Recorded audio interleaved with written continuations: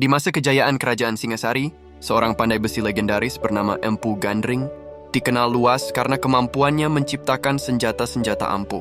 Suatu hari, seorang pemuda ambisius bernama Ken Arok datang menemuinya, sakti yang mampu membantunya menaklukkan seluruh kerajaan dan menggapai takhta. Ken Arok, seorang pemuda dengan asal-usul tak jelas namun memiliki karisma yang luar biasa, bermimpi besar untuk menjadi raja. Ia juga memiliki ketertarikan besar pada seorang wanita cantik bernama Candides, istri Tunggul Ametung, penguasa Tumapel.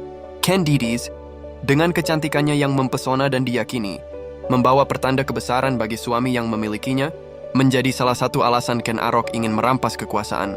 Empu Gandring menerima permintaan Ken Arok, tetapi ia mengingatkan bahwa pembuatan keris sakti, seperti yang diminta, tidak bisa diselesaikan dengan cepat. Membuat keris yang sempurna memerlukan waktu dan kesabaran. Namun ambisi Ken Arok yang menggebu-gebu membuatnya tidak sabar. Beberapa bulan kemudian, sebelum keris itu selesai, Ken Arok kembali dengan penuh amarah menuntut keris tersebut. Ia mengancam Empu Gandring mendesak agar keris itu segera diberikan.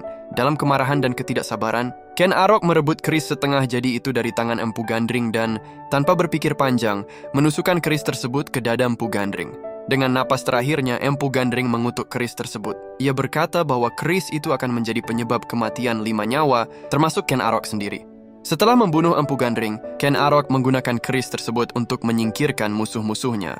Target pertamanya adalah Tunggul Ametung, suami Candides. Dalam perencanaan yang cermat, Ken Arok berhasil membunuh Tunggul Ametung dengan keris. Empu Gandring dan menikahi Candides, mewarisi kekuasaan Tumapel dan memuluskan jalannya menuju tahta Singasari. Namun kutukan Empu Gandring mulai menunjukkan kekuatannya. Bahkan Candides yang semula ia dambakan, mulai merasakan kesengsaraan hidup dalam istana yang dipenuhi dengan pengkhianatan dan kematian. Ken Arok, meskipun berhasil mencapai ambisinya untuk menjadi raja, akhirnya terperangkap dalam kutukan keris Empu Gandring. Satu persatu, orang-orang yang pernah membantu dan mendukungnya jatuh, dan keris itu terus menuntut nyawa. Hingga pada akhirnya, Anusapati yang lahir dari Tunggul Ametung dan Candides tumbuh dengan dendam atas kematian ayah kandungnya dan akhirnya menuntut balas dengan keris yang dulu digunakan Ken Arok untuk membunuh Tunggul Ametung. Dengan kematian Ken Arok, lengkaplah kutukan Empu Gandring.